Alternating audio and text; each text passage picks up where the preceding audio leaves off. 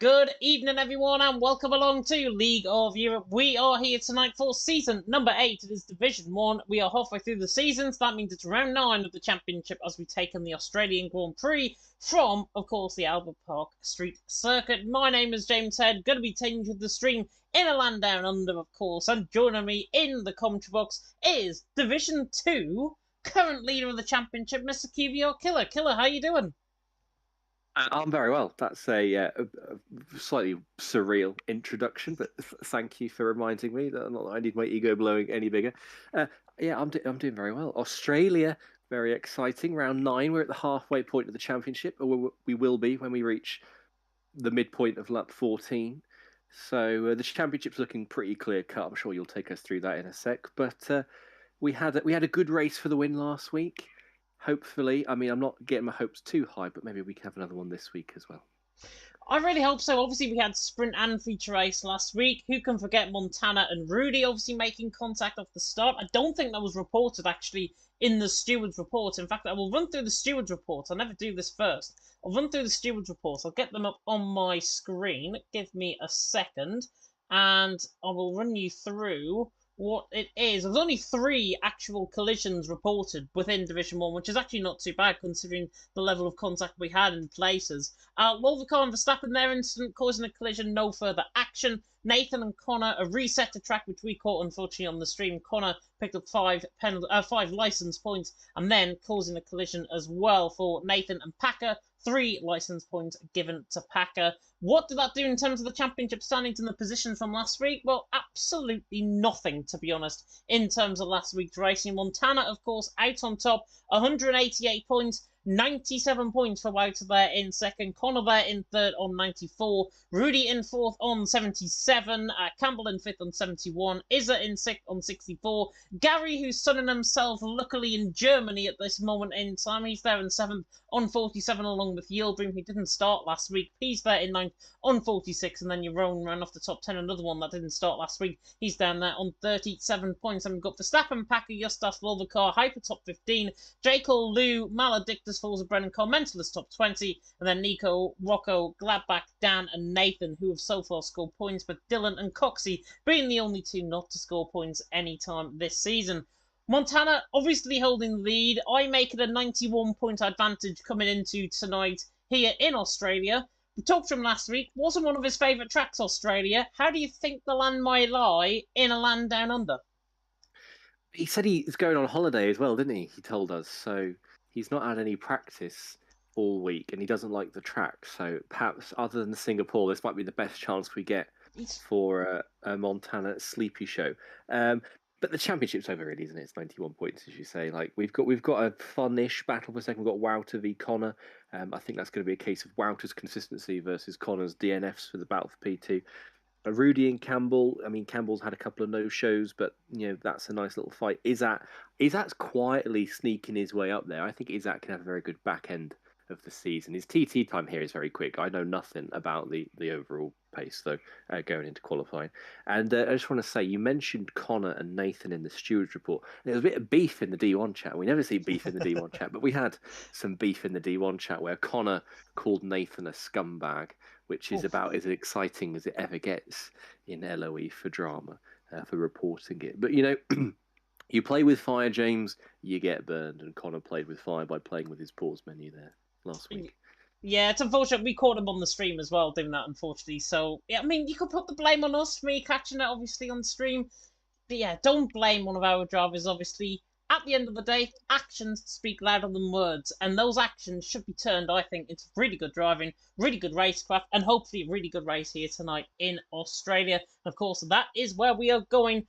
Luckily, I've got the right track map up. 5.2 kilometres and then 3.2 mile. 14 turns now awaiting our drivers, of course, out on track. 3 DRS on still. 1 down in towards Whitfield corner at turn number 3. 1 down the back straight in towards the Scari corner at turn 11. And then 1 down the straight, the start-finish straight, down in towards turn number 1, of course.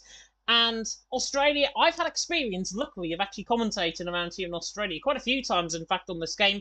Qualifying pace you mentioned there, I'm expecting around the 1:19 mark, potentially, in terms of lap times. Could be a little bit quicker than that in terms of the pace. But Australia, this newfound track, I covered WR around here, And the overtaking that you can get around this track, I think, has really improved since the last game. So if that's anything to go by, we should be in for a good race. I agree. I think turn 3 is always a good overtaking opportunity, but 11 now, such a wide entry. It's a lot sharper and narrow angle as well. It pinches up on the exit. You get some very nice wheel-to-wheel racing. And turn 6 is a lot higher speed, so you get a tremendous run all the way, really, from the exit of turn 4 through 5, all the way to the flat, well, nearly flat chicane of turns 9 and 10. And obviously, that's very high speed, so you follow it through to 11. So you get some great wheel-to-wheel battles practically through the entire middle section of the lap. So I'm excited for this one. And in terms of qualifying, it's an easy track to choke, I think. Turns 1 and 2, I think it's one of the trickiest turn 1s to nail on a hot lap, up there with turn 1 at Austria. And turn 6, again, tricky. A lot of understeer can creep in there. 11, same. I think we'll see a couple of mistakes. Drivers running wide and going invalid. The exit of turn 6, exit of turn 10. So it's going to be a spicy qualifying session, full of zest, and hopefully a couple of spins as well, because they're always fun to see.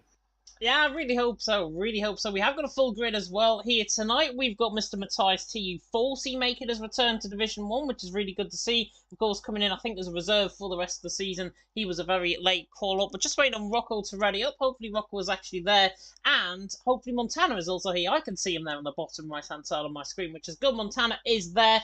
He has been sunning himself apparently in south of France, but there is a difference between obviously getting a spray tan in one of those salons that you go to here in England, anyways, and also one of those obviously things that you obviously you just get your spray tan and everything like that, and then obviously going on holiday. There's a complete difference in between that. So Montana has done the former rather than the latter.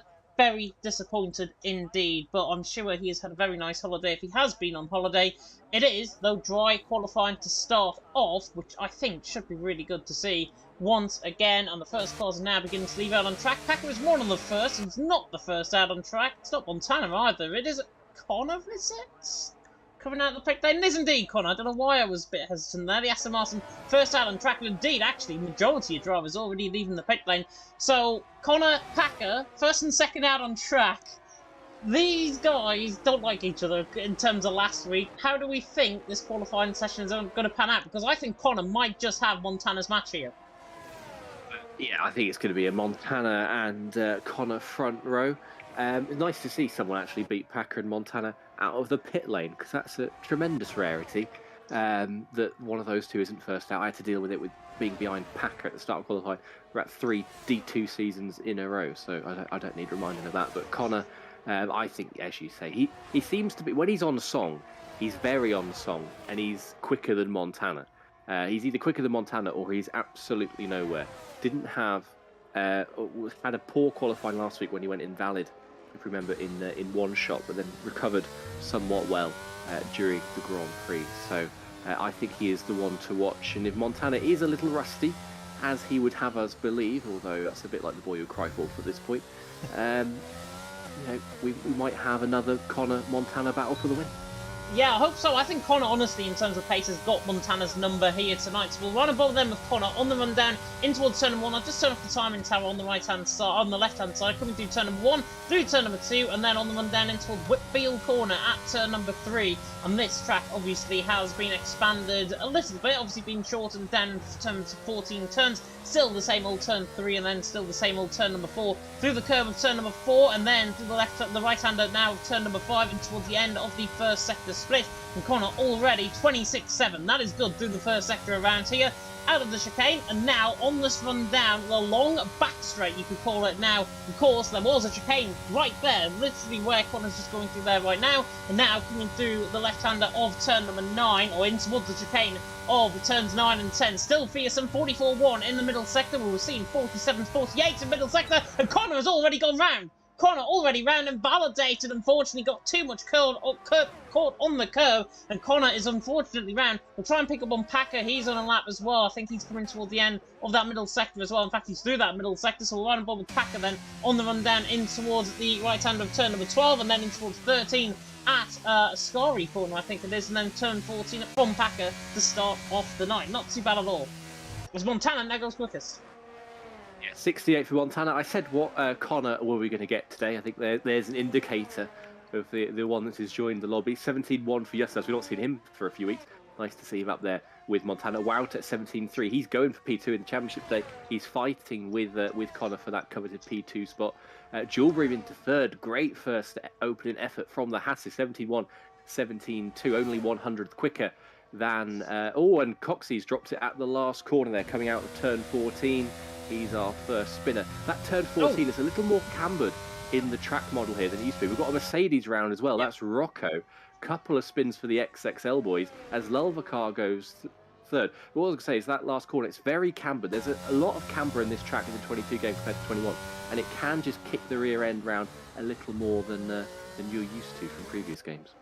Yeah, I thought Rudy was actually on a lap. He was coming through the middle sector. I thought he was on a lap. He's bailed it into the pit lane. Matthias is on a lap time as well on the run down and towards turn number 3 at Whitfield Corner. Montana out on top. Justas currently in second. Lulvacar currently there in third. 13 minutes and 30 seconds left to go currently in this qualifying session. Maledictus coming through the middle sector. 46.8, well off in terms of the middle sector. So I think he's just wanting to try and get at least a lap time on the board. Bunty, by the way, who I may say happy 18th birthday or happy belated 18th birthday to Bunty, saying these times are unreal. Probably quicker than what Bunty can even do in his sleep, to be honest, I think, around here. Am I being that harsh already? Yes, I am. Montana out on top, Justas in second. Lulvacar in third. Maledictus, though, is not on the lap, I don't think, as... Is that has spun at the last corner, turn 14, has claimed its second victim of the night, did a mirror of Coxey, and his front wing is gone, so there's no chance of him restarting that lap with how much he crawled across the line. He's going to have to bail on that one, and he has got time on it, so 24, but that last corner very much catching people out so far as I just saw Coxey nearly crash into the pit lane there. Yeah, doesn't want to be doing that, obviously, Coxey, right down the back of the field so far. Obviously, got a lap time in 12th position, twice into the pit lane as well. Pretty much all the first runs are done, pretty much. Connor's back out on another run, though. He's coming through the left-hander of turn 13, right on board with him once again, coming through the right-hander of turn number 14. Montana out on top, Justas in second, Lulvacar currently in third position on the run down once again, and towards turn number 1 is the NSX man of Connor in towards the right-hander of turn number 1. He's got a car just coming out of the pit lane in front of him. I think that might be a Haas just in front of him coming out the pit lane. In fact, it's not. It's an Alfa Romeo, and the Alfa Romeo duly gets out of the way, and I think that is Campbell on a lap time, of course, who might be hungry for success next week. He's already been there, of course, in real life for the Hungarian Grand Prix. Connor though through the left under turn 4, now through the right under turn number 5, and again, catching the curb through turn number 5. Much better though, first sector, 26.5. That's exactly where you want to be. As soon as I say that though, invalidated. Yeah, turn 6, the exit, it arrives at you so quickly, the exit of turn 6, because it immediately swings into a left-hander of turn 7, and if you get slightly lazy on your turning, you're going to understeer wide and head straight for an invalidation, and Connor's dropped it again at turn 10. It's not going Connor's way so far, but we've said that before, and then he'll pop up for pole position on his last run, so I'm not counting him out yet, but he's certainly, as I say, not a happy bunny. Not a happy bunny indeed so far for Connor. Obviously got a very understeering setup, I think. I'm just reducing, by the way. You will see this live now on your stream. I've just reduced down the graphics on, because they look quite big, to be honest, and I just want to try and give a little bit more accessibility to everyone, obviously, tuning in to the stream. Rudy's done this next lap in validation, so he's not on a lap at the moment in time. Nathan's just came out on the out lap. Montana, though, has just started the lap. 16.8, currently 3/10 per second. Do we really question that he was on holiday last week? He might have just been sunning himself in Australia rather than sunning himself in the south of France. But Montana now coming through this end of the first sector sprint. In fact, I think he's actually backed off a lap, if I'm not mistaken. And yeah, he's not going to go for this run. 27.7 in the first sector, way off what we expect. Justas is on a lap as well. Campbell is through the middle sector, or coming into the middle sector now. 10th up through the first sector from the Scotsman. On the run now down in towards the chicane of turns 9 and 10. The little kink, of course. John Lacey famously ran out of fuel in, I think it was 1994 around here, that John Lacey ran out of fuel. Campbell, though, purple in the middle sector, might be indicative, though, of what we've seen. They go so far wide. How is that still valid? How on earth is that valid? A trip through the gravel, respectfully, he obviously backs out, but Connor runs wide, he invalidates. Campbell runs into the gravel, and that's still valid. Cody, sort your game out. I think Campbell ran so far wide there, the game just assumed he'd lost time. Yes, that's up by 4/100. How's he going to manage turn 10? He navigates it nice and safely. Kink on what used to be classified as a corner, not anymore, towards the tricky turn 11. You can see the grass just cuts in slightly on the entry. It's such a pain when it does that, because you want to take a straighter line into the corner. You just have to make a slight correction as you hit the braking zone. Open up turn 13 as much as you possibly can. Make the track nice and wide through the camber turn 14. Be ever so patient with the throttle and then dash it to the line. If Justas going to put a challenge on Montana, he's into the 16s, but he still can't dislodge the Swiss man, the holiday maker, from his provisional pole. And Packer, James, is missing a front wing. Packer is indeed missing a front wing. Just ran on board with him. Must have lost it, I think, coming through turn number 5 will be my assumption. Coming through turn 5 or coming through the left-hander turn number 2, perhaps. One of those corners, but Packer, yeah, down of the field. Commentated is on the run towards the line. Back to full fitness, I can see. He has been recovering from COVID recently. Missed commentary last night in WR. Good to see him out on track. And Commentated is actually just starting up on a lap with a 17.6 currently to his name. Quite a lot of invalidations, though. Not normally the norm around here in Australia. Montana out on top, Justas in second, Lovacar there in third. In terms of Justas's lap as well, 16.8, I think he can improve at least a tenth of a second coming through turn 11. If he doesn't ride too much on that curb, Justas will be beating Montana, I think, in terms of that lap time. Commentators, by the way, those 2 tenths of a second up, and he's actually spun coming to the right-hander at turn number 7. Very unfortunate for car mentalists, but at least they're in esteemed company with Connor, and there's no shame in making those kind of mistakes. But you mentioned how many people are going invalid. I'm surprised how few laps we've got on the board that are competitive. Only 10 representative times on the board, and I'd expect this from perhaps D3, but not from D1. Is Lulvacar just finished a lap there? No, he's just started. Just started a lap, okay. Nathan's backed off. I'm seeing lots of red on the mini-maps, lots of drivers backing off. Izat, though, is a 10th up, but he's invalid. He's got a red mini-map. Coxey, I don't think he's going on for a quick one. I think it's Rocco who's going to be the next across the line, coming around turn 13, just a little wide of the apex, but he needed a tidy lap. He's not got one on at all so far, and I don't think it's going to threaten the 16s. It might even be in the 17s for Rocco, and it's an 18 treble 0. Goes P12, but that's sort of par for the course with Rocco this season, isn't it? He's not been the quickest sausage out there. Yeah, Lovacar up in the middle sector, though. The LFR man, of course, in the Aston Martin. Full-time driver, of course, here in League of Europe. 7 minutes to go in this qualifying session. Montana out on top. Justas there in second. Lovacar currently in third. But where's he going to go with this lap? It was purple in the middle sector. Again, I think it's indicative, though, of a personal best in the middle sector, what we saw from Montana a little bit earlier on. Lovacar, though, through the final corner. This is quick action from Lovacar. On the run to the line. Is he going to challenge Montana? No, but he goes third, and he's only a tenth of a second off. And Montana is invalidated through the end of the first sector, coming through turn 6 and 7. 300s up he was until that point. So Lovacar improves 3 tenths of a second. Campbell as well is up a tenth and a half through the first sector. 26.5, matching Montana in the first sector. So Campbell now, the Scotsman, can put this middle sector in and put the final sector in. He's on for a good lap, and another one that's going to break into the 16s. An absolutely massive first sector, in massive second sector. He's well on course to join the 1 minute 16 club. Only 3 drives in it so far. And Connor there with a 16.8. Connor flies in. I said he could pull a lap out the bag, and he's put in provisional pole position. Campbell nice and tidy through 11, just 12, 13 and 14. They all come at you very quickly. Stays in 6th gear. Wants to open up turn 13. Doesn't run too deep, as we've seen a couple of drivers do. It's very easy to sail deep into 13 on the brakes. So that was nice and tidy from Campbell. He's just got to get to the line, and what's it going to be? It's a 16.895. That is immensely close between our top 4. 7/100ths of a second between them. Oh, no, but Montana, I thought it was a tenth and a half up. He's not actually. He said a 16.7 on an invalid lap time, so Montana would have gone quicker. Justas is just preparing up for another one as well in the Haas. Campbell obviously just backed off that lap, and Montana through the first sector is 400 down, and he's done another yet invalidation coming through turn 7. That is really catching people out. That exit of turn 6 through turn 7, that curb comes at you so quickly, and it's causing quite a few problems there in terms of track limits. Conrad on top, though, Montana second, Justas in third, and Justas is coming through the end of the first sector. I thought it was 2 tenths up coming through turn number 3. I don't know why I thought that, to be honest, but Justas now coming through the right-hander turn number 4, and then in towards the right-hander turn 5, in fact, and it's a 26.6 through the first sector, so he's up there, but he obviously needs to try and improve, and saying that, he's been validated again. Wouter's just popped into P6. Nice lap from Wouter on a 17.111. Jules Bream hasn't managed to improve since his first effort, and he slid some way down the field now to P7. Nathan's invalid. Verstappen's invalid. Packer's coming to the line. He's up by half-tenth. Where's he going to go? He's on a 17.4. He improves to a 17.2 into P8. Nice effort from Packer after losing his front wing early on. Still, though, we've got 1, 2, 3, 4, 5, 6, 7 drivers who haven't managed compared to Matthias in the wall. Really.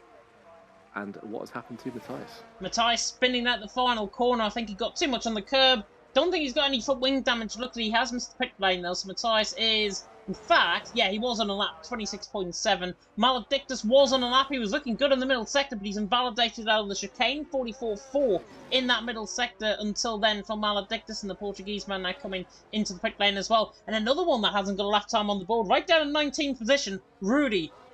Calls him at your peril. I commentated on him last night in Belgium. Drove a very, very good race from coming from the back of the field that day.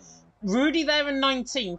Do watch out for him at the end of this qualifying session if he does get a valid lap timing, because I know he's quick around here.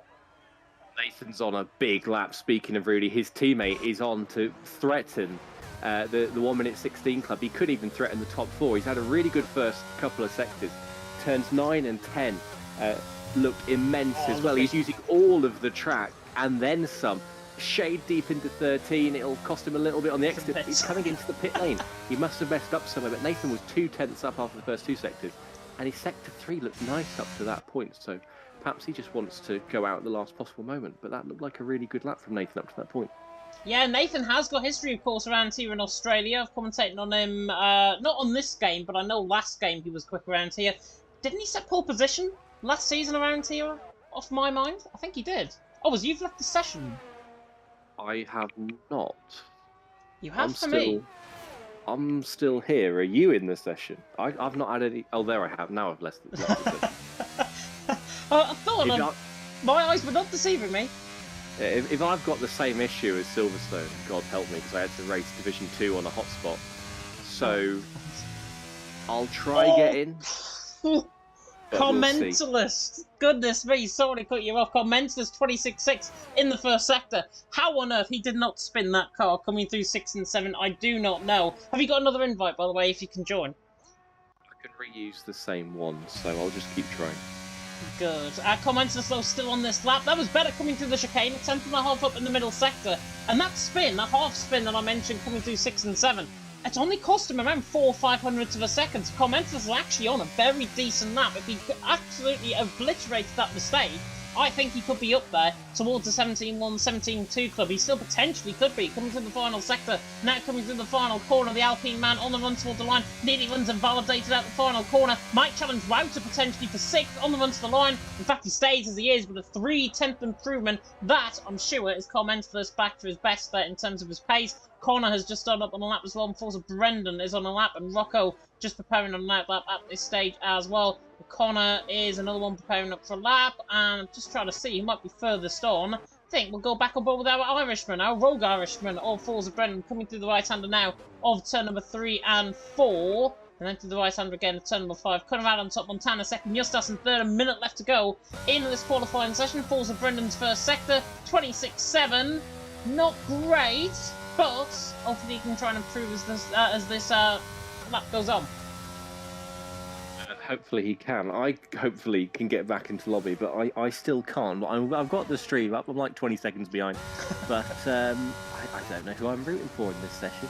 How's Campbell doing? Since Campbell's on that.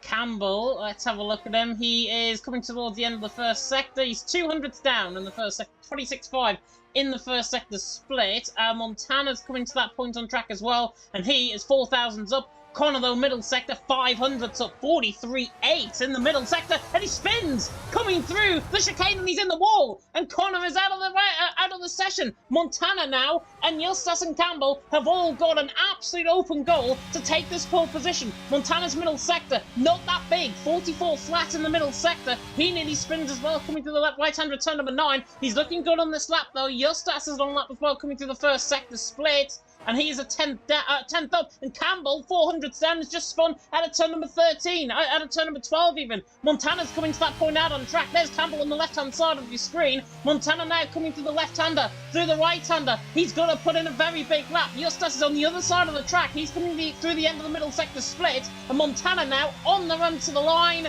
Huge final sector, but it's only 700 improving ahead, and Justas now through that middle sector. I don't think he's actually improving in that middle sector. We're right on board with the Lithuanian now coming through. You've managed to rejoin the session, which is good, but it's still Montana out on top. Connor second, Justas there currently in third. Rudy, by the way, didn't on a lap time in, so he's right down the back of the field. And now actually Justas coming through the final corner. This is a huge lap from the Lithuanian on the run to the line. Haas now 16.7 to beat Justas to the line. Oh, he falls short. 16.765. Lolvakol though 900 sub coming out the middle sector on the run to the line now for the Aston Martin. Can the Spaniard pone in the fray? No, he can't. He goes fourth, and I think that might be the end of qualifying. Maledictus not on the lap. Matthias is invalidated. Is in the wall coming into the pit lane. He's just crashed coming into the pit lane. That is terrible. But it's Montana out on top by the fairest skin of margins. Justas there in second, 1300th of a second down, and Connor there in third with a 16.8.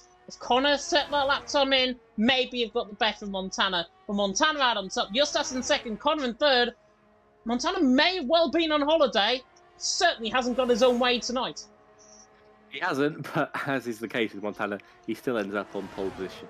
I think that was typical Connor, which is brilliant Connor, but typical Connor. He gives 100%, 100% of the time, and sometimes that's beyond the limit, but you can't take credit away from him for chucking the car around 3 spins in a session.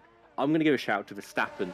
Verstappen, not usually the quickest in qualifying, but P7, that's a big effort from him, considering he's not had too many headline results this season.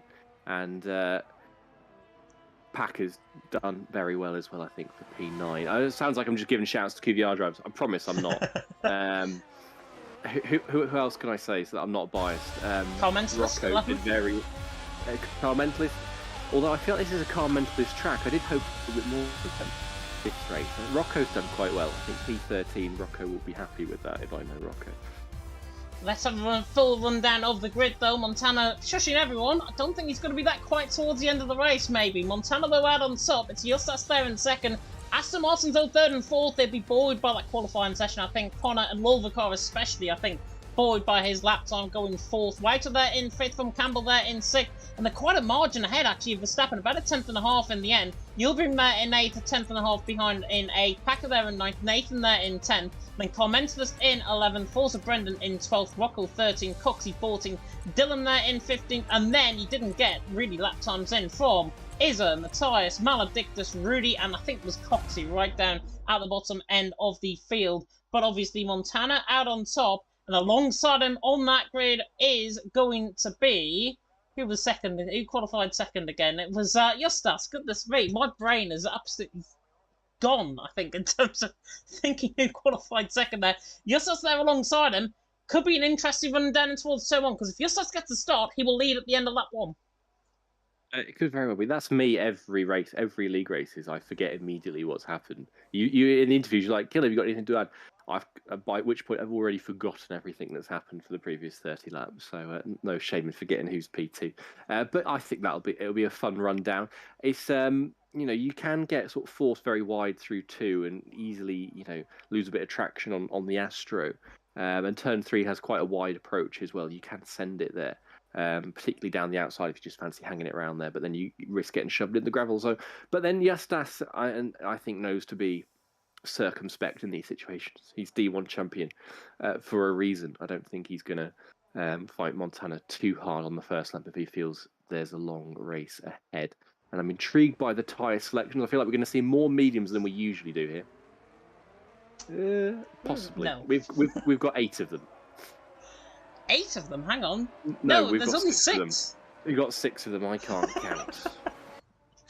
Somebody didn't pass their maths GCSE. That certainly wasn't me either. I got an A star. I'll have you know. I have an A level in maths, so I'm really digging myself in a deeper hole here. But no wonder he's a teacher. It's Montana out on top, though. He's a set of medium compounded tyres on Connor there and Wolvercar, both Aston Martin. I thought they would have split the strategy, but they haven't. They've gone set of medium compounded tyres. Yildirim and Packer set of mediums as well, and then Maledictus outside of the top 10 down in 18th there on that set of medium compounded tyres as well. Justas, Wouter, Campbell, Verstappen, Packer, Nathan, and then in the top 10, those are on a set of hard compounded tyres. So it's actually, in fact, a 50-50 split in the top 10 between mediums and hards. Commentators falls of Brendan, Rocco, Coxey, Dylan, Izza, Matthias, Rudy and Jake all right down the bottom end of the field. They are in on a set of hard compounded tyres. Predict the pit stop strategy normally doesn't come up before the start of the race. Lap 13 to 17 from a set of mediums, one stop onto a set of hard compounded tyres. If you go in set of hards, I'd say around lap 18, 19 potentially, and then pit in. Maybe for a set of softs towards the end of the race. I think they'll be coming in a little bit earlier than that. And everyone, I think at some point, will be going for a set of medium compounded tyres because they are the best tyre around here as Justas has spun coming out of turn number 11 and he's in the wall.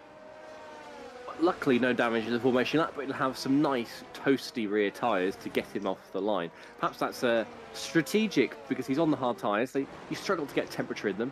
Maybe he's done a little Nelson Piquet, had a deliberate crash, and then he'll get some nice traction off the line because I can't help but see or feel like he's going to get mugged in the first couple of laps a little bit by Connor and Lolvacar. I don't think he's going to have the pace to stick with Montana.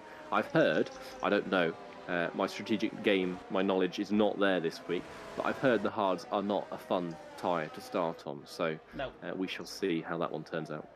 No, honestly, I think in terms of the hards, they will be very, very much struggling. I think Rudy as well, getting disqualified from the session. Here we go, though. All five ready to come on. Hopefully we're going to get a better view than this. I'll go and bother with Justas for the race start, just so we can get a little bit of better camera angle. There's the start of down towards turn 1. All five right lights coming on here in Australia. It's round number 9 on the championship, and it is...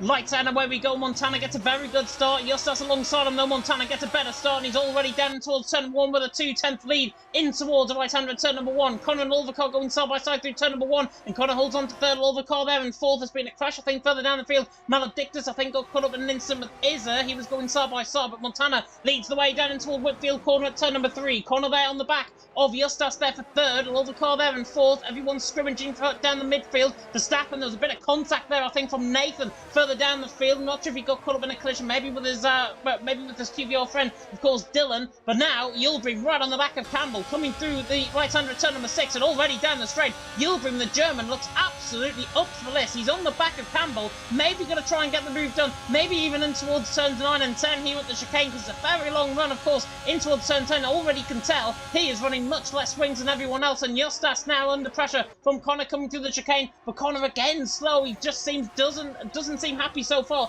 with that chicane. Towards the end of the first lap, though, it's Montana that leads. Justas in second, Connor there in third. Nothing really happening further down the field apart from Rudy, I think, going side by side with Izza down in towards turn 11. Tries to get the job done down the inside line. Williams tries to get the job done, but he has to sit tight, and Izza holds on to the position as Rocco and Nathan are side by side. Yeah, so Rocco and Nathan came to blows there at turn 12. I think Rocco got sent by Dylan at 11. Got very out of shape. Nathan came up the inside of Rocco towards 12 because the Mercedes was compromised. And then they just ran each other off the road nearly. We've got the two McLaren side by side into one. That's Maledictus passing Brendan on the medium tyres. That was the second time in the first lap that Nathan and Rocco had contact. On the exit of turn 2, Rocco put a proper squeeze on Nathan coming out of 2. Nathan nearly into the wall and then got his payback by sending Rocco into the gravel. Those two had a very eventful first lap. Yeah, very eventful first lap for two friends that should be fighting for position rather than fighting for themselves. Out on track as Coxey is round and Izza's been caught up in an instant, I think, third down the field as well. I think Izza had to take a board in action, but Coxey is in the wall. Coming out the right-hand side, and Yildirim made a mistake, and Packer's just swept on by. Packer through, and he's into 7th, the American, who is about 11,000 mile away from his actual home. Packer there in 7th, Yildirim there in 8th, and Lolvacar puts up the first 3-second penalty of the night. Again, a yellow flag on sector 2, and that is Coxey, who is struggling to get going right at the back of the field. Montana, though, pretty much now got Justas out of DRS range. Justas a little mistake coming through turn 11 there as well, and then Connor there in 3rd, Lolvacar in 4th, and now beginning to split up because Wouter is off the back by 1.2 seconds there in 5th, Ferrari, and then the Alfa Romeo there with Campbell in 6th, Packer there in 7th, who was going to be waltzing their way to victory here tonight, or who was going to be tangoing their way to the line. onto lap 3 we go. Montana leads the way, Justas in second, Connor in third. And if he didn't get that punt, strictly comes down to Strictly reference, yeah, strictly reference. I was impressed with myself. Never watched Strictly in my life. Jules Green, though, tremendous exit off turn 2, having a run at Packer. Packer's going to come inside line. Coxey spun for the third time. Is there just enough space for Jules Green up the outside? He can't. He has to back up. He'll cut underneath, get around the outside of turn 4. Tries to force Packer to take the tight line. Packer wasn't having any of it and holds on to P7. Those hard tyres working better than I thought they would at this point. Justas isn't getting exposed too much by Montana. I say that though, but I think his pace has been masked by how much ERS he's used. He's down to 4% is Justas. Montana's vibing up there on 59. So I think Montana, now that Justas has depleted his ERS, is going to waltz away from Justas in the lead of this race. And look how close Jules Bream is now back to Packer again. Yeah, I don't think he's going to be close enough though in toward the right-hand return number 11. We saw Maledictus through and Dylan halfway down the back straight there as well. He's through and he's into 12th position and overtaking Dylan as if he wasn't really there, to be honest, in terms of that move. Lolvacar all over the back of corner there as well as Yilpin picked up a 3-second penalty on the exit of turn number 12 there. But Lolvacar is all over the back. Connor is not at home with this Australian track. He may as well go to Hungary next week and have done with this race, I think, in terms of his pace, because his pace is just not there at all. He's obviously trying to catch the back of Justas. It's only the tyres that I think is bringing him into play. Lolvacar there in 4. He is on the back of him, coming out of in towards turn number 3 at Whitfield Corner. Verstappen and Commentated going side by side as well. And actually, Yilbrim, I think, was the one that made the mistake there. So Yilbrim into 10th and Nathan lagging as anything in towards turn number 3 there. And Nathan there down in 11th position as well. But Lolvacar back to that battle for the Aston Martins. 3rd and 4th position. Connor looks like he's got pace on those medium compounder tyres, but it's only the mediums that's bringing him into play. However, though, straight line speed is coming into play, and he is now within a second of Justas coming in towards the chicane. Yeah, I'm wondering if Connor is running some very, very low downforce on that Aston Martin, because he's far faster in a straight line than he has any right to be. I'm shocked at how many 3-second penalties we're seeing as well. I just want to say that Lolvacar, Gilbury, and Matt 240, that is very un-D1-esque. To see that many 3-second penalties within 4 laps, not even a full 4 laps of this race. Staggering stuff. Gilbury made, as you say, some kind of mistake out of turn 2. Every time I go on board with Nathan as well, you mentioned his connection, I panic. My heart jumps that I'm going to disconnect from the lobby again, and then I remember it's just Nathan. It's not me. Gilbury looking feisty on the back of Packer once again, but Packer still. Oh, sorry, that's Carmentless this time, isn't it? Because Gilbury had a mistake. So Gilbury is getting a look at the back of the second Alpine in this race.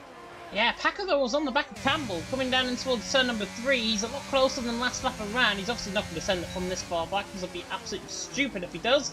But, however, side by side further down the field, falls to Brendan, defending the position off Rudy, who goes all the way around the outside and towards Whitfield Corner at turn number 3. The Alpine, Williams, I should say, in the McLaren, forcefully off track there, Rudy, and falls to Brendan just about holds on to the position. He's through there in 14th, Rudy there in 15th, J. Cole, of course, he was in the points, I think, last week, down in 16th, and Nathan's just picking another 3-second penalty. He is the 4th one, I should say, to pick up the 3-second penalty here tonight. Rudy, though, on the back of Force of Brendan, running down the straight in towards the left-handed, or the right-handed chicane of turns 9 and 10. However, though, Packer all over the back of Campbell, coming out the chicane. This might be the Americans' move. The Scotsman now pulling away from him down the straight. Yildirim, I think, has spun, coming through the chicane. He has indeed. Yildirim through, further down the field. He's down in 17th. Packer, though, on the back there of Campbell. Nathan is still lagging in the background. He's got Commensus now to 10, but there, and Yildirim still down in 18th position, struggling to get that car back going again. But the battle for 5th and 6th, well, and Trudy on Packer had a bit of slide coming out of the final corner there,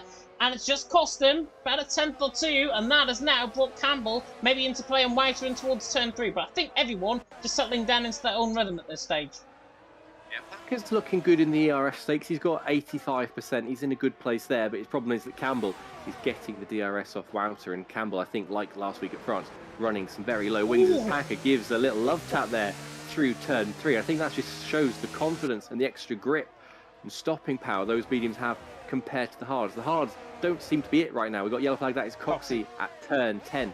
Once again, he's having another horror show here. His Packer is, he feels like, it looks like Packer's at the brink of dropping it every single corner. He is being so aggressive with his throttle and with his inputs that every single time he gets on the power, it looks like the back end's going to step out on him, and he's just going to drop it unexpectedly, or perhaps at this point expectedly, every single corner again. In his the way the car rotated through 9 and 10, it just looked like it was going to go from under him. He is being super aggressive with the way he's driving that car right now, and he nearly taps Campbell again into turn 12. Yeah, I wonder if he's running actually a bit of high force feedback potentially in terms of his wheels. Falls to Brendan. Rudy gets out by side again. Rudy this time down it down the inside line of turn number 12. Gets the job done. Little bit of a push to pass maybe in terms of Rudy there. Falls to Brendan might have shut the door. Was late to the party in terms of that move. But Rudy through and he's into 13th nonetheless. And Falls to Brendan there down in 14th. They are just shy of the point at this moment in time. But yeah, Packer, coming back to him, I think he might be running force feedback again. Just snaps away from him. And he loses another 2/10 of a second down in towards Whitfield corner. Packer has got straight line speed. Cornering, though, disastrous at this stage, to be honest, because every time it looks like he's going to spin. Now, it looks like he's got a little bit more control. Coming through this first sector, it's the final sector, I think, where he's obviously trying to go a little bit more aggressive and do the series of corners at 6 and 7. This is where he's normally aggressive. That was okay coming through there, obviously avoiding the curb as well. Connor, though, on the back of Justas. That was remarkable overspeed from Connor. How that Aston Martin must be running like 0-0 wings. There's so much speed. He sailed past Justas, and that's not even a DRS zone. Justas had absolutely nothing there whatsoever. You know what? And you know what? Here comes Packer on the back of Campbell as well. Oh, and he's backed off coming in towards the right-hand at turn 11. This was always going to be the case, I think, from Campbell trying to defend that position. Packer there in 7th. Absolute juked me into that, you little swine, in 7th position. He's there on the back of Campbell there in 6th, Wouter there in 5th. But yeah, Packer, I think he was going to get the overspeed. He would have got that move done. Connor now sets the fastest lap of the race. And all of a sudden, Connor's tyres have just switched on like that, and he's now a second clear of Justas. I think he's just found some confidence, mainly. He just looked a little unsettled, didn't he, in those early laps as we were watching. Let's have a look further back. Wouter is not under threat at all from Campbell. That surprises me that Campbell's not closer to the back of Wouter, because he's been in DRS this entire time and he's never got anywhere remotely close to making any sort of overtake attempt, even just pulling out to try and scare the Ferrari. Campbell isn't really he's not really on it right now. He's a bit like Connor was earlier on. He's just sort of biding his time. And it's not like he's saving his ERSs. We've got a yellow flag. Rocco. That is Rocco at turn 5. But yeah, Campbell is not exactly saving the ERS because Wouter's got way more than him. Campbell just does not look quick right now. Yeah, it's unfortunate, I think, for Campbell. I think that there might be potentially a bit of tyre saving going on for Campbell. I know the hards can last around here, around 20 laps. I've seen it done before around on this game. Around 20 laps or so.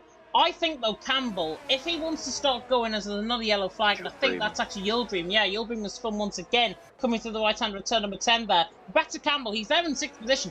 I think he might be tyre saving potentially out on track. He's obviously on the back of Wouter, doesn't want to try and get the move done. He's happy to run in that little clan, basically. But they've got to be careful, because Verstappen is only 1.4 seconds away. Commensals and Nathan are chasing these down as well. If Maledictus can get going in terms of that pace, he could be involved in that battle as well. So it's all dependent, really, on, I think, Verstappen closing down to a second.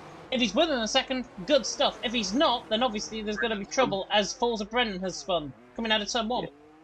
Yeah, there's nothing too dramatic there. I think he's avoided damage. If he has got damage, I think that'll be the rear of the car. Yildirim's come in for a front wing change. He has 3 penalties as well. Not 3 seconds, 3 penalties. He's having perhaps probably the worst D1 race we've seen all season long. And Connor, he doesn't just look happy in his relative to Justas now. He's quicker than Montana. He's the quickest man on the track. We saw he set fastest lap of the race. He's chugging along at a delightful pace, and he's dragging Justas and Lol the car with him. I would say the fact he's dragging Justas is the most important thing right now, because Justas on that alternate strategy is going to be so quick in the second half of this race, and Connor is helping him along an absolute treat here. Yeah, so far so good. I think Matthias picks up the second and 3-second penalty of the night there as well. Lovacar still on the back though of Justas. I think if I was in Lovacar's shoes, I'd be wanting to get this move done right here, right now, because I'd realise that Justas' tyres are beginning to drop off. Mediums are always going to be the tyre to be on at this track, as Yildirim picks up another 3-second penalty. Maledictus has spun out the final corner as well. That's coming out of turn 13. And in fact, I think he's being caught up in a collision with J-Call there. J-Call has also spun coming through that corner. Not sure if there was solo spins or if they were caught up in an instant together. Maledictus, though, and J-Call both round and both down positions. 15th there, and 14th and 16th respectively. Now, J. Cole coming out worse actually than Maledictus there. It's Brendan and Rocco have got some extra company. It's like the sin bin for everyone who's spun. There's a nice little battle for them going on all by themselves down the back of the field. We got another yellow flag. That is Jordan's retired on track. 10-13. And if this is a safety car, Montana and Connor and Lulvacar and Packer and Maledictus, you lucky bunnies. Although you say actually the mediums might be able to go 20 laps anyway.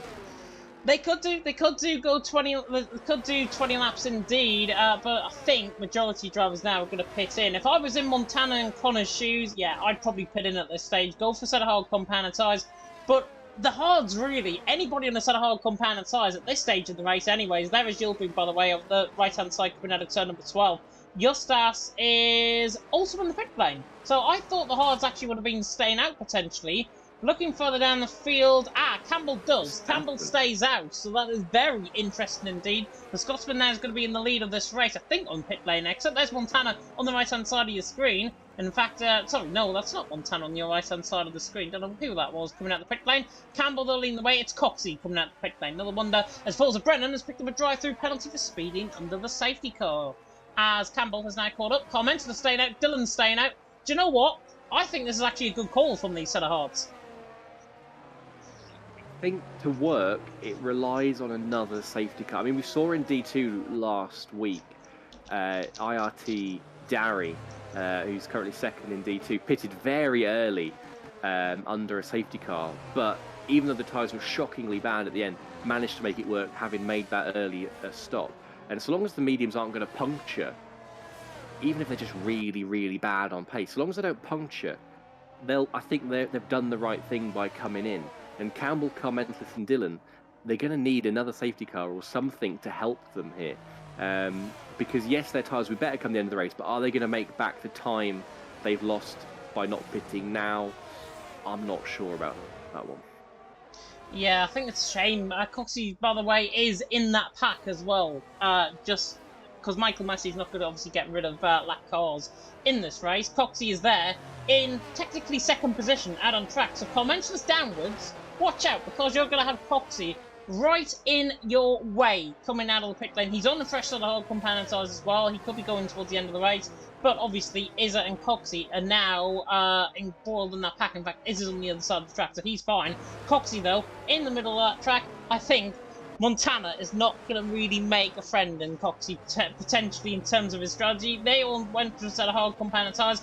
Justas and Wad a set of mediums. 19 laps is going to be a real push for those mediums, I think, but they will have pace at the start, and I think that's what they're relying on. And again, I think they might be relying maybe on another safety car potentially out on track there as well. I've just noticed on the right-hand side of the screen, by the way, coming down in towards turn 1, there's actually people there. I've just realised that. Weird thing to spy out. But Campbell leads the way. Commenters there in second. Dylan there in third. Looking through the chat, by the way, Stephen Trodden in the chat saying good luck to one of the best NSX Montana and Rocco who have competed tonight. Hashtag FRL. And yes, I used to be a commentator there in FRL. Also, former FRL alumni, if you do want to have a fun fact. Commentless, former FRL. Dylan, former FRL. Looking through as well. Nathan, former FRL. Matthias, former FRL. Rudy, I think, was former FRL at one point, and I think that's it. Well, clearly they're all former FRL, because LOE is the vastly superior league. Everyone who's ahead of Montana, and that includes his teammate Coxey, albeit a lap down and will be ghosted, but I don't think any of them will be feeling particularly obliged to get out of Montana's way. I think after Singapore, they know how easy it is to rattle Montana. And I don't think any of them will be feeling particularly intimidated having him behind them, perhaps as they might have been beforehand, because we know Montana does not enjoy being in traffic and having to overtake cars. It would be interesting if we had Gary here instead of Coxey and on the lead lap and have that Montana-Gary dynamic, which I heard there was some words exchanged at Singapore. We would have got safety car in this lap, but for Isaac Kush, who is some way distant of the back of the pack. So we'll get one more lap. We've got one more lap of rambling to Phil James, and then we're back underway at the end of lap 12. I've got another comment that I can ramble with, which is good. Stephen again in the chat saying, FRL a good breeding ground for most of these drivers. Good to see. Well, let me tell you, back when I was in FRL, it's a bit of a long story. There was a guy called Blizzard53 in FRL at one stage. Now known as Matthew Alder, of course, and look where he is now, PSGL, Pro Exhibition, and the likes. So, yeah, if it does have success, FRL might be the league to go. But we have to give Eloise a bit of credit there as well, because we've got a very good set of drivers here, and as I say, former FRL commentator in the commentary box in me, and then we've got QVR Killer, who's just filling in, of course, Division 2 leader at this stage. Campbell out on top, the commentators in second, Dylan in third. We will get the safety car definitely in this lap. There is a bit of a split forming, I think, further down the field. Nathan is the one that is splitting the pack at this stage. Obviously, though, they're going to have to be all on it at this safety car restart. If you were in Campbell's shoes, Killer, what would you do off the restart? Would you go hard early and then try and string out Montana, Connor, Justas, all of those guys in the fresh set of mediums? Or would you actually back them up into a bit of a corner and let them come at you just so you can get that DRS a little bit later on and then save your tyres? I'd want to get away from them as quickly as possible, to be honest. I would go hard and early. And in terms of the restart, safety car is in this lap indeed, as Justas has backed off a tremendous amount. I would back off I'd back off extremely early here. Let the safety car get as far away from me as it possibly can. As it comes in the pit lane early, give me as much choice as possible as when to go. And I know that car mentalist, Coxie, Dylan behind me, all like myself, will have horribly cold and old hard tyres, and go nice early and try and get a gap through some of these final corners. Yeah, sorry, I'm just in a world of my own. I'm just typing a message to somebody there. Campbell out on top, commences there in second, Dylan there in third, and Campbell now under the virtual Bert Malander. He's the virtual safety car. He's going to go hard early out of turn number 13, then to the right-hand return number 14, stringing them out. Justas better close in on the back of Connor there, further down in 6th, 7th position. Montana's actually giving these a bit of a start. In fact, it's Connor that's giving these a start, and actually backing up is the plan. And Dylan is right on the back of commenters. Coxie gets out of the way immediately to the right-hand side, which is good to see. Dylan on the back of commenters in towards turn number 1, not going to get the job done. And now Montana has got a real fight in his hands. Coxie just about gets out of the way. Don't think he'll be happy with that. Justas on the back of Connor, running down in toward Whitfield corner. Here comes Verstappen as well, around the outside. Goes Verstappen on the brakes. The medium compound size definitely coming into play for the Dutchman down the inside line of turn number 4. Tries to get the job done. Should get the job done. There's also an Aston Martin through in front. That's another car through on Wouter. So he is through and he's into 7th. Verstappen through and he's into 9th. Gets the job done on Packer. Really good racing there. And now Justas right on the back of Connor once again. Down the back straight. Yeah, I think Packer thought that one out again. Flies past Dylan. Sorry to cut you off. Montana flies past Dylan. Surely running the 0-0 wings. Flies past. He's through and he's into 3rd. Yeah, nice from Montana. Pretty much what we saw earlier on from Connor on Justas, and Carmente's got a little out of shape through turn 10. Rocco and J. Cole have exchanged places there in turn 9. And Campbell's not really run away like I thought he would. Carmente's has got some cracking pace down there. Nathan and Packer are now at it through turn 11, and Nathan's glitching away there. And he's got past Packer just about. As Packer can have a look to send it back up the inside of 13. No, he's not, but Nathan goes a little deep. Is that going to give Packer any incentive to fight back? No, it's not. Nathan has got the advantage on the traction, and well, Montana up front, he's not exactly hounding car mentalist right now, is he? No, he's not. Both former FRL drivers really on the back then until turn number 1, and Packer in the meantime 11th and 12th position, currently in the points, doesn't get the move done there. And also further up the field, Justas right on the back of Connor in towards turn number 3 at Whitfield corner again. Halfway through, by the way, halfway through the season at this point. Campbell leads the way, Commentatus in 2nd, Montana there in 3rd, Dylan in 4th. Rocco, by the way, made a mistake coming out of turn number 12 as well, so Rocco ran out wide coming out of turn number 12. He lost a few positions behind Maledictus and behind J. Cole as well. Coxie, by the way, still in that pack somewhere. I've just seen a ghosting car. Justas picked up a 3-second penalty, and actually he is going to come out wide, maybe for a run on Connor down the straight. But Connor, look at the speed he's got. He's actually passing Dylan in towards turn number 9. Gonna get the job done. Connor through and he's into 4th. Puts now Justas on the back foot. Connor, I do not know what rings he's running. I want a piece of them because he's looking so quick. But now, forfeiting that because Dylan, Justas now on the back, and Justas all of a sudden on the back, down the inside of Dylan, in towards turn number 11. Gets the job done, and Montana makes a mistake in commentalist. Yeah, it looked like Montana had just gone too deep into 11, but just about managed to make the corner. It looked like it almost sent it too early, but Montana just about held on there for P2. But in the end, it could have been a bit of a horror. Nice overtake in the end. We've got someone, this is Wouter, very close to the back of Lulvacar. Lulvacar's going to turn defence into attack here. I think, have a look at Dylan, nearly contact there from Wouter as Lulvacar cuts turn 1. He'll be a little out of shape on the run to 3. The penalties are absolutely flying in. Is Wouter going to fancy send? He looks right, he looks left. He's now going to try sneak it up the outside, but it's too narrow on the entry, and Wouter is going to have to wait. Those medium tyres will be getting very impatient for some overtakes. I think Rocco and Jekyll are having another ding-dong up there, and further ahead, Justas and Connor. Justas is still looking to make progress. Coxie in the wall! Coxie in the wall! I'm not sure if there was desync there, to be honest. There might be a safety car. It indeed is. It's a safety car out on track. Rocco was inside of Coxie, and all I can describe there, I think a crime has been committed, and Rocco's got away with murder there. Oh, well. How does this it was help now? Dawson, This is going to help Campbell, Carmentless, and Dylan no end. They're going to plummet to the back. Actually, is it going to help them? I mean, Packer and Maledictus and Lulvacar, those who are on fresher hards, might they feel inclined to... Actually, you only get one set of mediums. I'm chatting rubbish, ignore me. I don't think anyone is going to fancy making a second stop here, so I think it'll just be those who haven't pitted will come in for the first time. Yeah, definitely. So Campbell leading the way. Montana stays out. Carmentless into the pit lane, no surprise. And actually, Dylan into the pit lane as well. So I think they're the only three going to be pitting in, perhaps further down the field. Rocco coming in the pit lane. Don't blame me, he's on a set of soft compound tyre. Falls of Brendan as well. But yeah, Coxie in the wall. Not sure, as I say. It was obviously ghosted in terms of the incident that I saw, but Rocco was inside of him.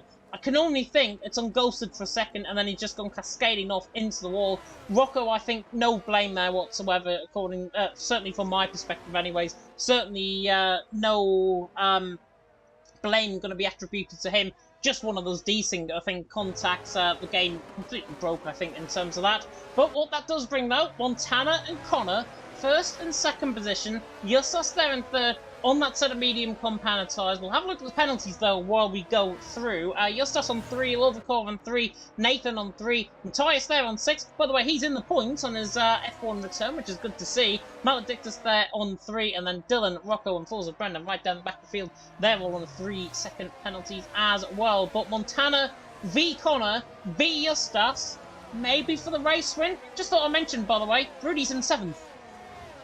Yeah, Rudy started at the back, didn't he? He's having it. Well, he's not. I say he's not having the cracking race. He's just quietly slipped his way up the field. He's not been involved in any of the dramas or penalties that we've seen before. People. He's just having a really good, solid race. I'm very annoyed with Justas. I can't lie. The fact he has got a penalty has taken the sting out of this fight a little bit. We need Montana and Connor to pick one up so it's nice and even. Because otherwise, anything Justas does from here on in with 12 laps to go after this one, I think is going to feel a little bit redundant. Even if he gets past Montana, I don't think he'll get 3 seconds clear of him. So we need some more penalties. We need everything to even up.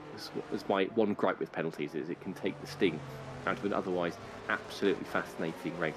But no penalties for Wouter, Verstappen or Rudy, so those three very much have a chance to make some big games.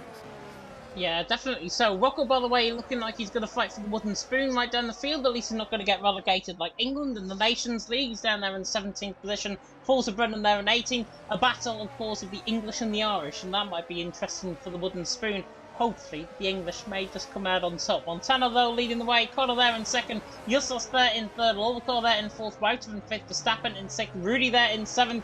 They'd say, watch out for him in the race. He's there in 7th, and he's doing a very good job. And with 2 penalties ahead of him in Justas and Lovikov, could be ending up at least a top 5 finish. I know he's got pace in the second half of the race as well, because I've seen him do a similar strategy in another league.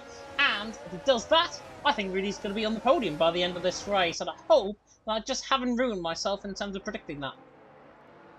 I wouldn't say you've ruined yourself, but I think he's going to have a challenge getting past Verstappen and Wouter who are on the same tyre. I think that's the barrier that he faces right now. I don't doubt he's got the pace, but is he going to get the opportunities for overtakes? Because if we get caught in a DRS train, which wouldn't be beyond expectation in D1, Nathan's car is very distracting there as it jumps across the track. But yeah, if he gets the opportunity to make the overtakes, then I don't doubt Rudy can get a podium. But if we have a DRS train, it's going to be very tricky. You're going to need some opportunism and a little bit of luck, I think, to get past Wouter and Verstappen. Yeah, Montana though out on top, virtual Bergman, he's now the virtual Bergman, he's now the virtual safety car, and Montana currently out on top.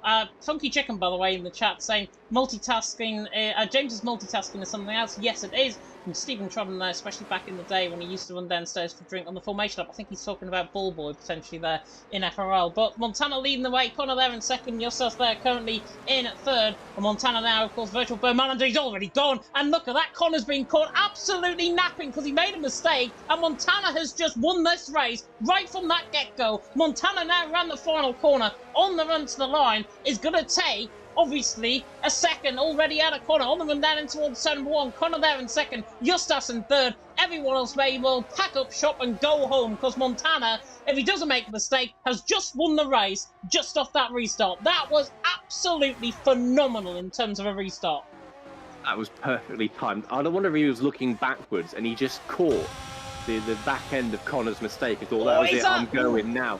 And Connor has had another twitch through turn 4. He's lost another 0.2 per second. Connor has gone back into how he was in qualifying, how he was at the start of this race. He's not looking happy at all on the restart. One of those hard tyres, struggling for a bit of temperature, and with it, Connor for a bit of confidence because he's got Justas quite close to the back of him. He's 1.5 behind Montana. But otherwise, that was a very tame restart from all involved. No one looking anywhere close to an overtake. Although Rudy, I said he might struggle to get past Verstappen. He is very close to the back at Alfa Romeo through turn 9 and then nearly drops it himself between 9 and 10. Fabulous car control from Rudy. Campbell and Izza make contact coming through, and look at that commentator says thank you very much. Around the outside I go. He's through and he's into 13th and picks up 2 free position because Izza and Campbell isn't just slightly lagging all over the place. I think Campbell manages to go around the outside. Good move in the end, but there was contact made between them both coming out of turn 9 and 10. Then Campbell didn't want to really give up that position towards turn 9, and Dylan's got into the back of his, and further down I think Rocco's got damage there as well on the right side end plate. He's still going to continue on. Thought there was contact there. Izza certainly got damage. He's in the pit lane. Montana still leads the way. Connor there in second, Justas in third, and Lolvicar now picks up another 3-second penalty, and that is going to entice the guys in behind to go for moves. Maybe that are unclean, but hopefully there's going to be still the case. Campbell on the back of commenters, so far back on the brakes, and that is contact on Carmensis. I'm not sure if there's a bit of beef going on between these two privately. Obviously leave it private because things are getting personal now between these two out on track in 13th and 14th. We've seen a lot of heated battling so far in this race. I think there'll be acrimony between Nathan and Rocco from lap 1. Possibly some more there. Izzat and Dylan as well. Look at Rudy. Look at Rudy on the back of Verstappen to the inside line of turn number 9, trying to get the job done. Oh, that is brilliant. Rudy through. There was not a gap there at all. Verstappen had to give him room, and now side by side they run up towards turn number 11. Rudy's away though. He's gone. He's through and he's into 6th. The inside line was there. Verstappen was probably thinking, you know what, you're really going down the inside there? But that was absolutely brilliant. Rudy's through and he's into 6th. Verstappen, though, I think can keep with him. I think he can. I think he's on the right tyre. If he gets some DRS, he'll be doing absolutely nice. That was a sexy overtake, Rudy. That was one of the overtakes of the season. Montana fastest lap, bettered by Connor by half a second. Connor has found his groove a little bit. He's taken 0.2 out of Montana and took another 10.5 through turn 1. Montana had a shoddy, very shoddy turn 1 there. The gap got sliced significantly there. Otherwise, we went Jake on the wall! Right side end plate damage on the car. There was a huge twitch coming out of turn number 2. I rolled on board with Carmentis because he was getting close. Carmentis though through into 12th. Campbell now in 13th. Dylan now ahead of J. Cole on the wall. Right side end plate damage. Luckily, I think he's actually grazed that potentially with his side pod rather than his front wing. But regardless, I think he's now going to be outdone now by Rocco and Forza Brendan down this back straight. J. Cole definitely has some form of damage, I think, out on track because here comes Rocco right on the back. Hopefully going to try and get the move done, but I don't think he's actually got the pace to live with J. Cole. And J. Cole, in fact, down the straight, pulling away from him, and Rocco is not going to be getting that move done anytime soon as Montana leads the way. Connor there in second, Justas in third.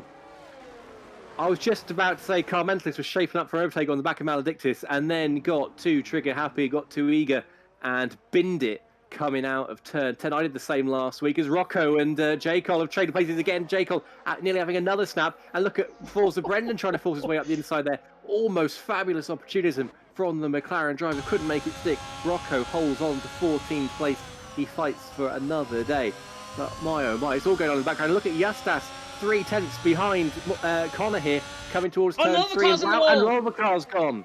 Lovacar in the wall coming out of turn number 2. Not entirely sure what happened. I think he's done the same of what we saw a little bit earlier on from one of the drivers. Not sure who it might have been, but yeah, Lovacar in the wall. Coming out, he had 6 seconds worth of penalties anyway, so I think he was going to drop down further down the field, but that's another one now out of that podium fight. All of this now, maybe bringing Rudy and Wouter into play. Matthias now has gone. What is going on? Is there oil on the track or something? Somebody's got a banana skin and is killing some of these drivers. Montana though now 2 seconds clear. Connor in second. Justas in third. Justas cannot simply live with the pace of Connor down the straight, but now through the chicane, he is on it. And now the Lithuanian going to try and close in. Not going to be quite close enough. There's another yellow flag, and that's Lovacar again, who I think is round, coming to the end of the middle sector. This race has literally gone 0 to 100 in God knows how many seconds. It is fun, I have to admit. Well, I shouldn't say this, but it is fun when D1 can't drive properly, because it makes good entertainment for us. There's been some shambolic individual driving out there. People can't keep their front wheels in front of their rear ones. Let's have a look at Justas. He's half a second behind Connor. He's not got straight line speed to make really the impression on Connor he needs to. He's quicker through the corners, but hasn't got straight line speed, the overspeed, to try and do anything with it. Fast lap for Campbell. He's running all by himself there between 7th and 16th without a penalty, as Maledictus picks one up for cutting turn 1. And they are really racking them up, aren't they? 6 seconds for Maledictus now, 6 seconds for Matt, 9 for Lovacar. Everybody else on your screen, you can see, has 3. And Dylan is looking very interested in the back of that McLaren as Lovacar retires in the pit lane after what was a promising race, turned on its head by 3 penalties and a spin for good measure. Yeah, it's unfortunate. Wouter and Rudy don't have the pace really over Justas. Justas is pulling away, I think, in terms of DRS and in terms of actually straight line speed.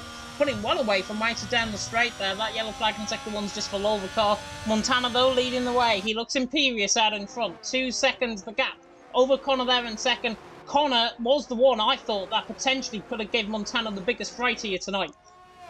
Absolutely 100% off, I think, in terms of that fact, because Montana has been on holiday, I think. We think he's been on holiday, leading the way, 2 seconds of the gap, has clearly came back refreshed, and clearly came back the same old Montana as we were. Dylan right on the back of Maledictus way, by the way, coming out of cross corner at turn number 14, on the run down towards the line, and I think the Dutchman is going to try and get the job done on the Portuguese man. QVR inter-team battle going on here between the Red Bull and the McLaren ahead.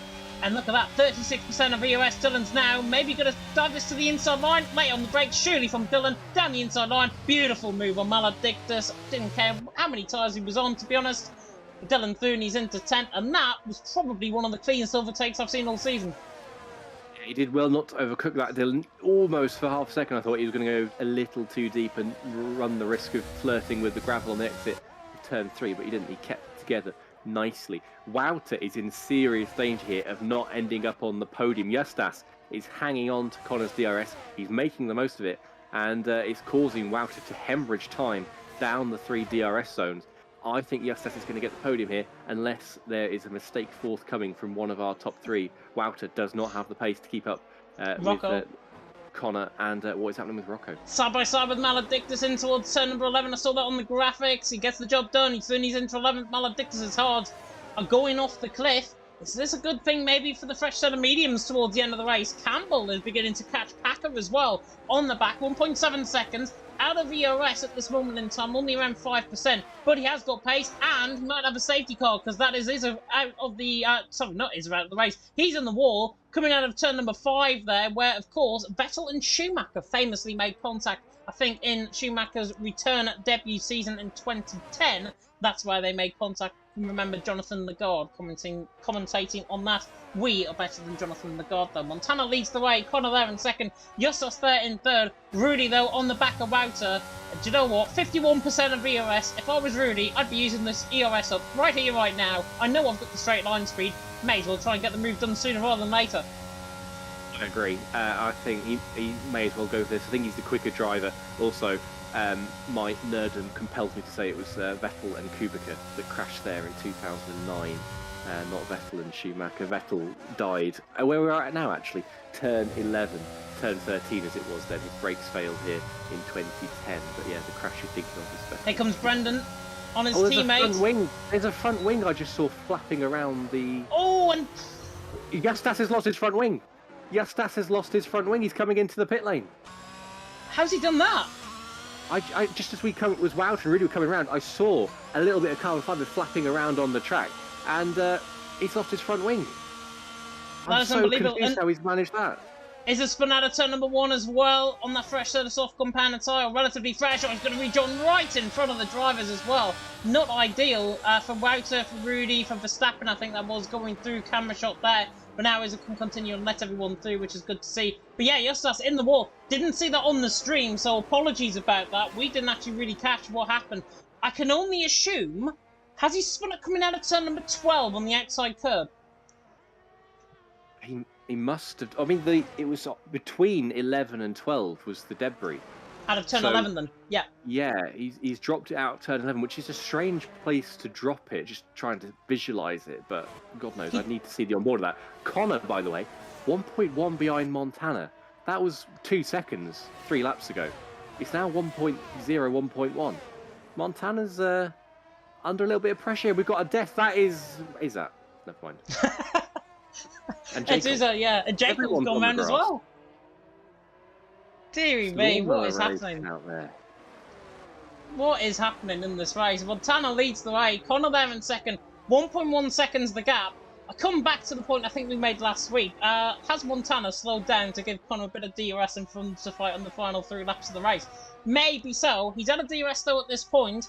Connor though I think has just literally... He's got no pressure around him. He's only got a car a second ahead of him out on track.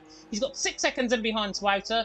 Need not worry, because he's not going to be caught, unless he spins, obviously. Connor there in second, doing a phenomenal job. Has he now picked up the pace a little bit too late? Izzer has retired into the pit lane. I was getting excited there. I don't think we're going to get a safety car anyways, this late in the race. Rudy, though, did say potentially watch out for him for a podium, and look at this. He's on the back of Wouter. Everything has fallen into place. Rudy's got 70% of ERS span. Use it up down the straight, for goodness sake. The Williams now on the back of the Ferrari, down the straight, in towards turn number 9. This is going to be, I think, in towards turn 11, a move here for Williams up to 3rd position, potentially. But he doesn't want to go too hard too early because, of course, Wouter can come back. But Rudy, so much better out of the exit of the chicane. Here he comes down the straight. Wouter is defending very grimly indeed to the inside line. Rudy all the way around the outside with turn number 11. Forced off track there by Wouter. Wouter, I think, was off track slightly as well.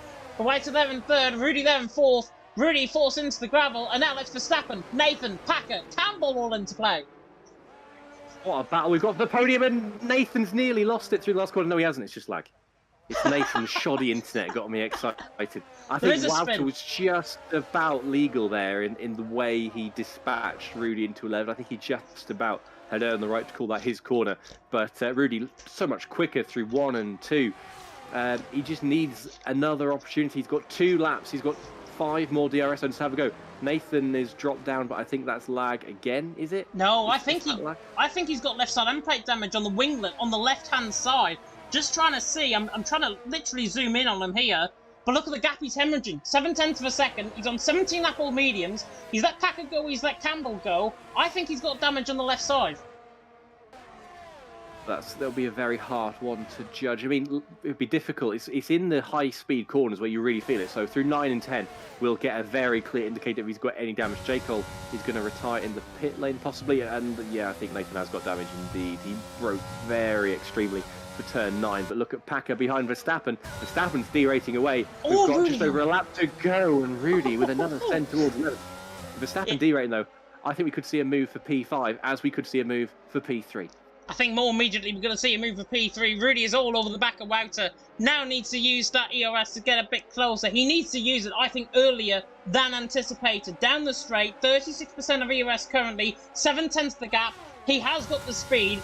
Will he get the move done? Do you know what? I'm going to predict it now. Turn 3 is where he's going to get this job done. Rudy now coming out of turn number 2.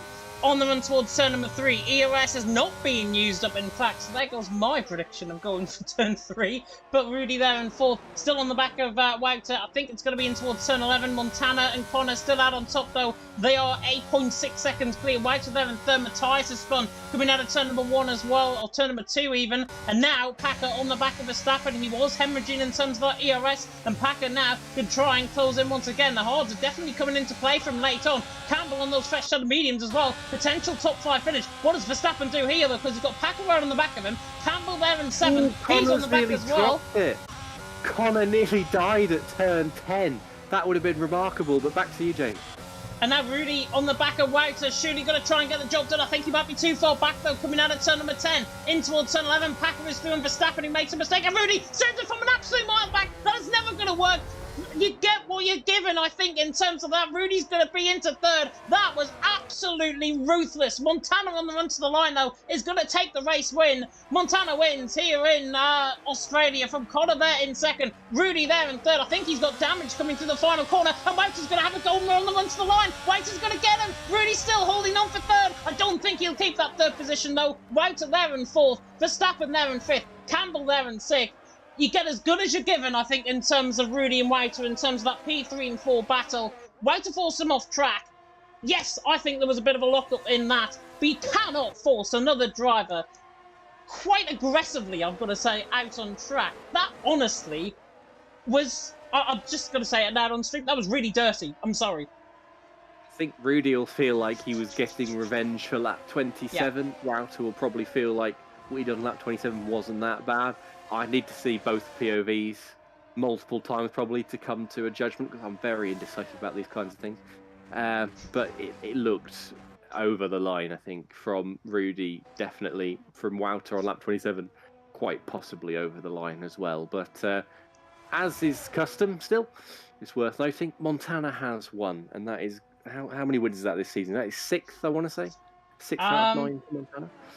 Let me have a check of the driver's standings coming into that. It's in the 7th, I think. Sprint races included. Don't know. Rudy gets driver of the day awarded by the in-game fans. Personally, in terms of that, moving towards turn 11, he doesn't.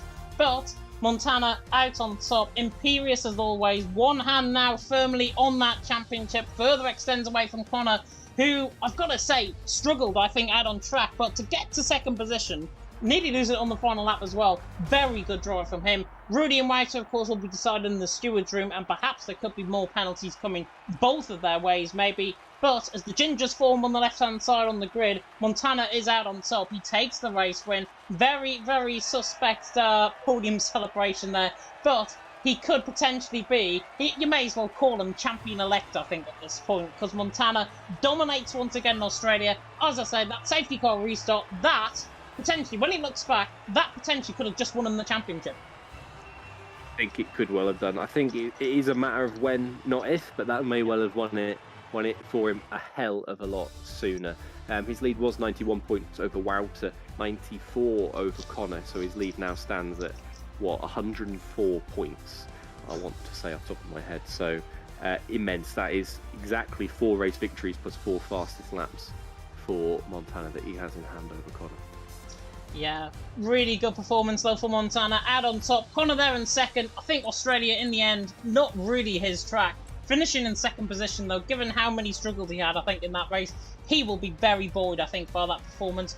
They pulled, in the end, 10 seconds clear of Rudy and Wouter, who had a very aggressive fight in through for P3 and 4. Verstappen there in 5th, Campbell there in 6th. Alfa Romeo's be happy, of course. Maybe not the Constructors' Champions-elect this season, but Verstappen and Campbell back to good form there in 5th and 6th. Packer there in 7th, Nathan and Nate, Dylan in 9th.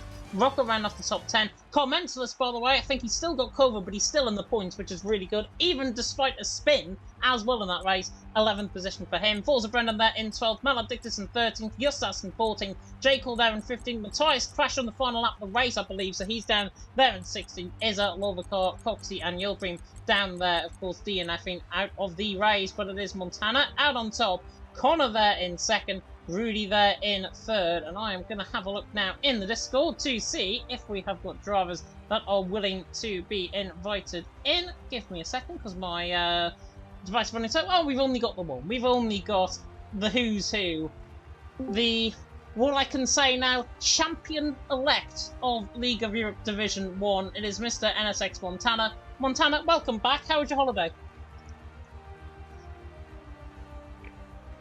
Hello, can you hear me? I can hear you. Excellent. Yeah, my holiday was nice. A bit of a relaxing stuff, but not much practice for this race, so that was a bit sketchy, but yeah, not too bad. Not too bad. Talk us through that race, because you might have been away for a week in terms of holidays. You might have had no practice, but that was the same old Montana. That was just ruthless in terms of the performance. Well done. Thank you. Yeah, I'm just glad I finally won on pace again, because Connor has been quicker than me for the last 10 races, I feel like. So yeah, race pace was surprisingly good. Connor was in ridiculous low wings, and I also was quite low. I was second lowest of the grid. So was sketchy in the corners. The track really wants to kill you everywhere. So yeah, we're quite happy with a P1 in Australia. A bit unexpected, but we take that. Yeah, definitely so, because we were seeing in qualifying, Connor obviously making mistakes. He spun quite a few times. He was on a good lap, and then he spun on his final lap as well.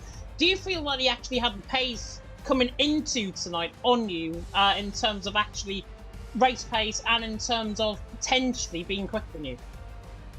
Well, he had the quali pace over me in practice. We didn't really do race pace together. So I just expected that to be quite equal. But with his lower wings, I was a bit scared that I couldn't really fight him, so I just needed to stay ahead. And that's also why I tried everything to get him out the DRS, so it doesn't even come to a battle. And as you saw, after that it was very equal actually. So yeah, obviously Justus helped me a bit on the first stint, because he held up Connor quite nicely. And the second stint on the hards I was much more comfortable with the car. Yeah, and my final question before I pass you over to Killer, that safety car restart as well, maybe one of the sexiest safety car restarts I think I've ever seen. Well done on that. How did you feel that you were a second clear down in towards turn number 1? Yeah, I think it's become a bit of a pattern. I just try to do the most unexpected things. Try to trick the other drivers into thinking I go now, and some psychological tricks. But yeah, that obviously helped me a bit. Also saw in the mirror that Connor just lost the rear end a little bit on the safety car. And that's when I knew I needed to go. And yeah, that obviously made things easier. Yeah, couldn't have worked out any more perfectly, I think. Killer, over to you. I'll be honest, I've been racking my brain. I don't actually have a question other than, what did you get up to on holiday? What was the most exciting thing you did? Oh, the most exciting thing was just using my league racing practice and just driving 7 hours on the trot down to the south of France in my car. So the rest was really not exciting. It's a bad holiday if the drive down there is the most exciting part. That's what I'll say. No, the rest was not exciting. The rest was relaxing, lying on the beach for hours and hours. I get you. Don't make us jealous. We've got Hungary next week, though. Talk us through what your expectations are going into next week, because you're not on holiday this week.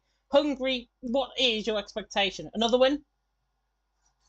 I don't know. Usually quite decent around there. I have to see if that changed in this game or not. I know there are some sketchy curbs, but I'm definitely going to be hungry for the victory.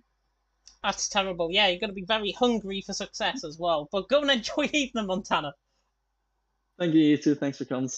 You are very welcome indeed. And yeah, as we alluded to, it is of course Hungary next week. So the drivers, yeah, I'm going to use it again, are going to be hungry for success, obviously. And more especially so than Campbell, I think, because Campbell, this is a track I know that he likes. It's a track he's been to, of course, in real life. How do we expect our Rogue Scotsman, as well as everyone else, of course, to try and get on in Hungary next week? Campbell's not come particularly close to victory this year, or this season rather, considering he was 26 points clear at the top of D1 with 2 races to go last season. He's not really threatened victory at any point this season. He's had a couple of good races. He's had his fair share of bad luck as well.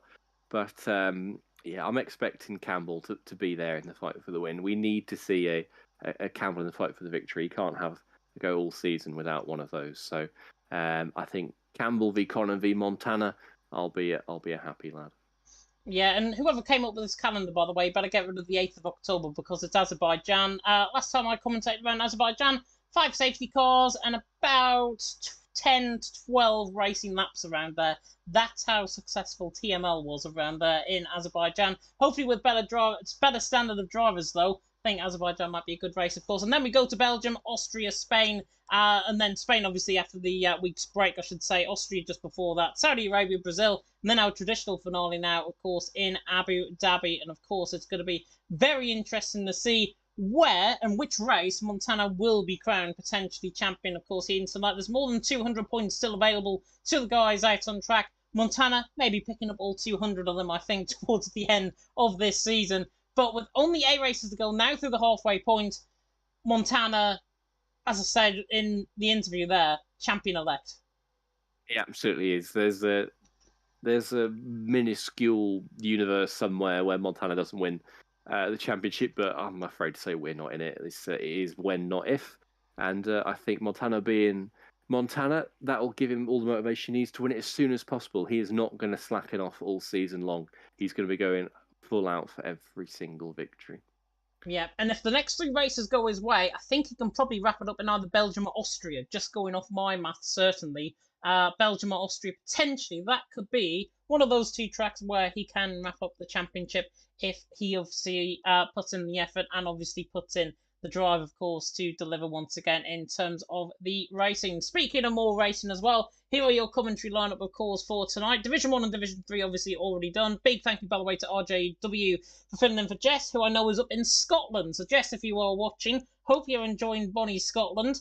Unfortunately, as far north I think you can get without coming out. I was going to say without coming into England, but there we are.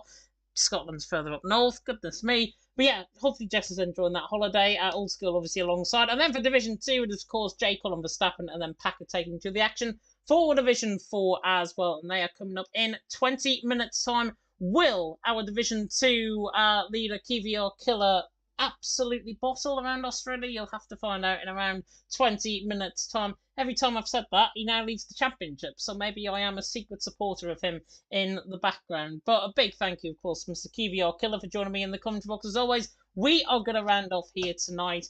Thank you so much for watching, and until next time, goodbye.